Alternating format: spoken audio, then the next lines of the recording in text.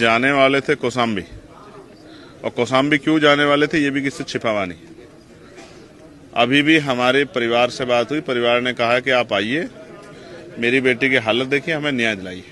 उनकी पीड़िता की मां से बात हुई है।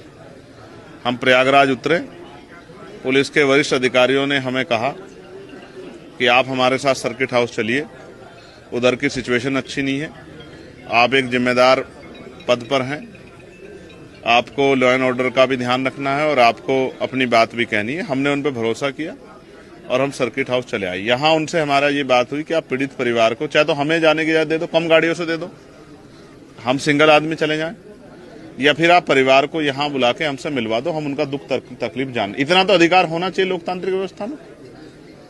अब यहाँ आने के बाद 2:30 बजे का समय हमने इनको दिया है, हमें आए हुए लगभग 2 घंटे हो जाएंगे, 2:30 बजे।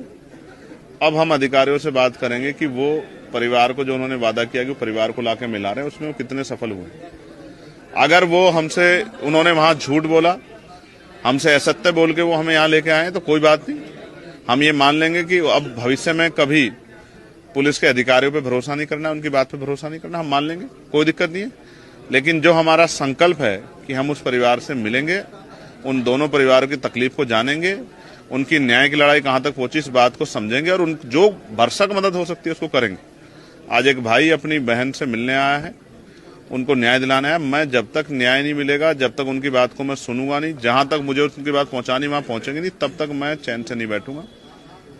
इनके पास पुलिस एडमिनिस्ट्रेशन है, लाठी डंडे हैं, गोलियां, रोक लेंगे क्या? मुझे पार्लियामेंट में भी समाज को उठाने से रोक देंगे क्या? मुझे सड़क पे इस लड़ाई को लड़ने में क्या सिर्फ कौशाम्बी की लड़ाई प्रयागराज में लड़ी जा सकती है? लखनऊ में भी लड़ी जा सकती है। आप यहां रोकोगे तो हम जिस तरह से हमने 10 तारीख को लखनऊ में पहले एक आंदोलन किया था, इस बार फिर करेंगे।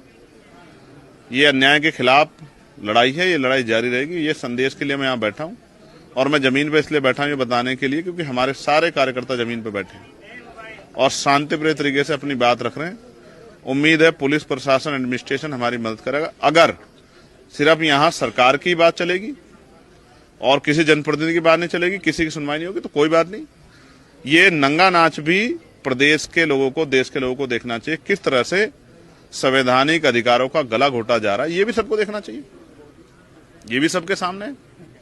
क्या इस प्रदेश में एक भाई अपने परिवार से नहीं मिल सकता? आप मुझे बता दो, ये कौन सी कानून व्यवस्था है, ये कौन सी संवैधानिक व्यवस्था है? आप कहोगे सब आप अकेले चलो, तो मैं अकेले चलूंगा, मैं आपको वचन देता हूं। लेकिन आप ये कहो कि आप ना जाओ, तो ये तो संभव नहीं। आज अन्याय के खिलाफ लड़ रहे हैं, आज और कोई बात नहीं इसके अलावा। आज उस बेटी को और उस परिवार को न्याय दिलाने के लिए आए हैं। राजनीति हमारे लिए सेकेंडरी है, समाज हमारे लिए प्रथम है। हम बहुजन समाज में पैदा हुए, उनकी लड़ाई लड़ना, उनको न्याय दिलाना हमारे लिए सब कुछ चाहिए। हम कभी MP MLA बनने की लड़ाई लड़े ही नहीं। समाज ने कहा कि लड़ाई लड़ो, पार्लियामेंट का चुनाव लड़ाया, समाज ने जिताया, समाज की आवाज लोकसभा में उठा रहे हैं। समाज कहेगा कि सिर्फ सामाजिक लड़ाई, तो ये करेंगे। हम समाज से बड़े नहीं, और आज हमारे दिल पे जो बीत रही है वो हम ही जानते हैं। हम जिस तकलीफ में इस बात को हम ही जानते हैं, और हम इस पर इतना ही कह सकते हैं आपको कि आज ये फैसला होकर रहेगा कि क्या इस प्रदेश में कोई सांसद